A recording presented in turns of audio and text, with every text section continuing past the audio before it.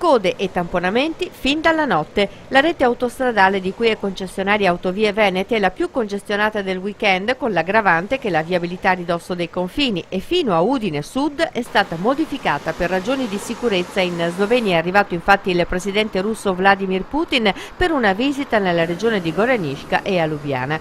Il confine è blindato e i controlli serrati, quindi tutto il traffico vacanziero è dirottato sulla Villesse Gorizia e sulla viabilità ordinaria, e anche chi va o arriva in Austria deve procedere da Tarvisio per la chiusura del tunnel delle Caravanche e nonostante questo lunghe code si sono registrate fin da subito all'Isert.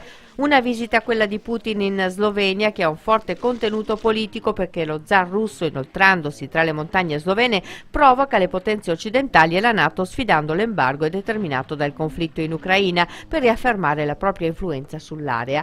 Ci sono vari motivi quindi per considerare questa zona d'Italia un fronte caldo in questo ultimo weekend di luglio, dove anche le temperature sono in forte salita. Sul fronte viabilità ci sono invece registrati tamponamenti nella notte che hanno provocato code fino a 11 km a Palmanova. Situazione pesante in mattinata, aggravata da due tamponamenti ancora tra la Tisana e San Giorgio di Nogaro, il primo in direzione Trieste dove una persona è rimasta ferita e poco dopo in direzione Venezia senza feriti ma con lunghe code. La A23 è l'autostrada osservata speciale. Le code si accumulano tra Trieste e l'Isert e il tratto Palmanova-Villesse, ma anche in Veneto la chiusura del passante provoca code tra Meolo e San Giorgio di Nogaro, code anche tra San Donà di Piave per il traffico diretto in località di mare e allo shopping. E se in pianura e al mare splende il sole, in montagna è stato di allerta per il pericolo di forti temporali che potrebbero scatenarsi fino a sabato notte.